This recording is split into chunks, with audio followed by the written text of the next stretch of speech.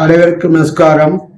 லட்சுமி நரசிம்மர் உபாசகர் நங்கநல்லூர், சர்வமங்கல ஆஞ்சநேயர் உபாசகர் நங்கநல்லூர். எல்லாருக்கும் முதல் கண்ணின் வணக்கத்தை தெரிவித்துக் கொள்கிறேன். என்னவென்றால், தமிழ் புத்தாண்டு நல்வாழ்த்துக்கள். எல்லாருக்கும் தமிழ் புத்தாண்டு இனிதாக அமைய வேண்டும் என்று லட்சுமி நரசிம்ம சுவாமியை பிரார்த்திச்சென்று இந்த உரையை ஆரம்பிக்கிறேன். முதல்ல ஒரு மங்கள சோகத்தோட ஆரம்பிக்கிறேன்.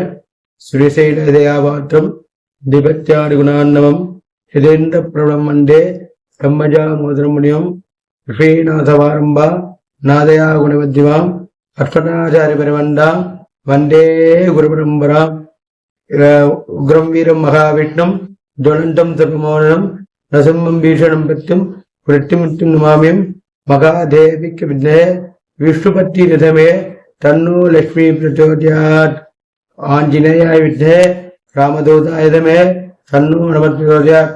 எல்லாருக்கும் ஆன்மீக அன்பர்கள் அனைவருக்கும் என்னோட வணக்கத்தையும் நல்ல ஆசையும் தெரிவித்துக் கொள்கிறேன்.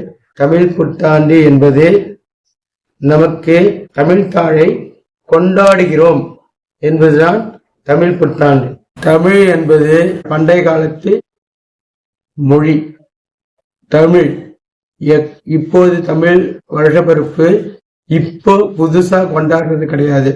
காலகாலமாக யுகமாக கொண்டாடப்பட்டு வருகிறது. ராஜா காலத்திலும் சரி, பெருமாள் எம்பெருமானார் இருக்கிற காலத்திலும் சரி தமிழ் புத்தாண்டு கொண்டாடப்படுகிறது.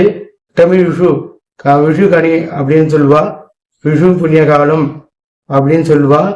அதாவது எப்படின்னா, நமக்கு ஒரு புத்துணர்ச்சியும் ஒரு எழுச்சியும் ஒரு நம்பிக்கையும் ஒரு வியாபாரத்திலோ ஒரு கல்வியிலையோ ஒரு திருமணத்திலேயோ இல்ல ஒரு நொடி இருக்க வியாதிஸ்தர்களுக்கோ ஒரு உற்சாகத்தரும் தமிழ் புத்தாண்டாக அமைகிறது.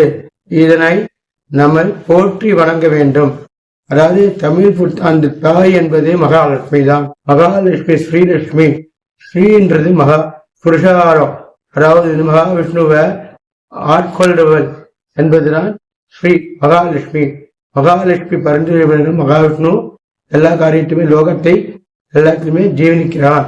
தமிழ் புத்தாண்டுல எல்லாரும் நலமும் வளமும் பெருமாளை பிரார்த்திக்கிறேன். இந்த ஆண்டு சுபிட்சமாகவும் வளமாகவும் இருக்கும் என்பதை மகிழ்ச்சியுடன் தெரிவித்துக் கொள்கிறேன்.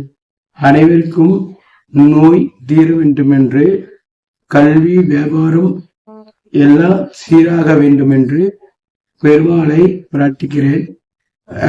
அதாவது எந்த கொடை நிறை இருந்தாலும் லட்சுமி நரசிம்ம திருவடிவானத்தை குடிச்சின்றா எந்த துன்பமும் வராது என்பது எந்த ஐயமும் இல்லை என்பதை மகிழ்ச்சியுடன் தெரிவித்துக் கொள்கிறேன். தமிழ் மாத வருஷப்பரப்பு குரோத ஆண்டு என்று பெயரிடப்பட்டுள்ளது.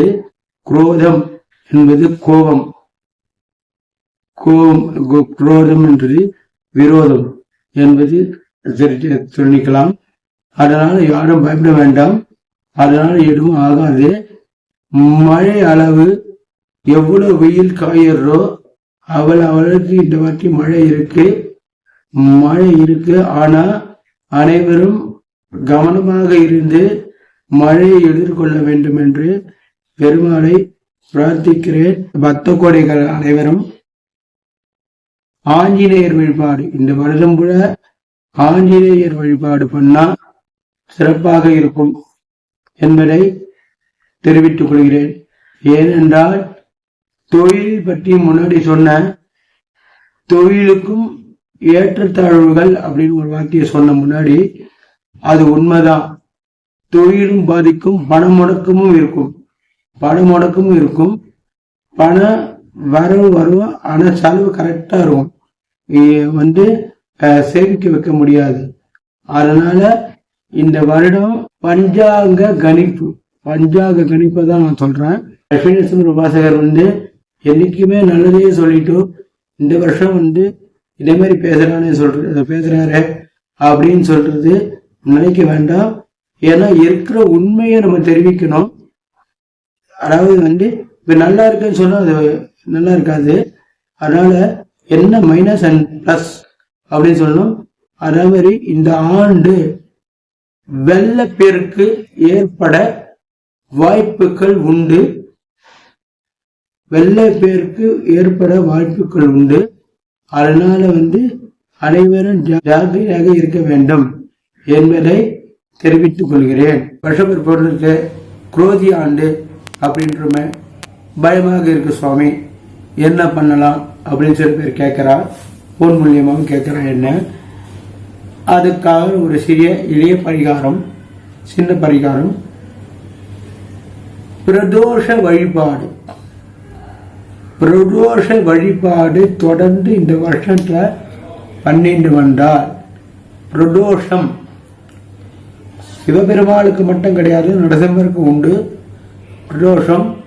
பிரதோஷத்தில் நெய் தீபம் ஏற்றி பெருமாளுக்கு அர்ச்சனை பண்ணிட்டு வந்தால் வீட்டில் இருக்கும் துன்பங்கள் நீங்கும், சுபிட்சங்கள் செய்துவங்கும், கல்வி வியாபாரம் எல்லாம் செய்துவங்கும். அதாவது நவகிரகங்களால் வரும் தடைகள் கொஞ்சம் விலகும்.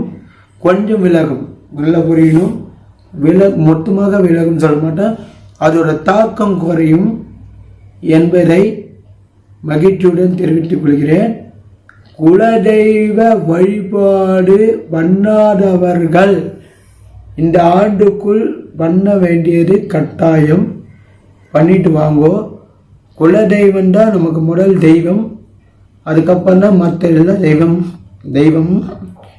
அதாவது ஆண்டு இந்த நாடு சுபிட்சமாக இருக்கணும் அப்படின்னா ஒவ்வொரு பிரஜையும், ஒவ்வொரு பக்த கோடிகளும், பக்தர்களும், ஆன்மீக அன்பர்களும் ஆஞ்சநேயர் வழிபாடு என்பதை பொதுவாக இந்த நாட்டுக்காக சொல்வது.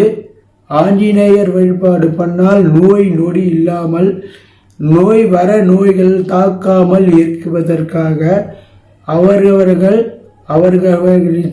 இதுபடி ஆஞ்சநேயரை வழிபாடு செய்ய வேண்டும்.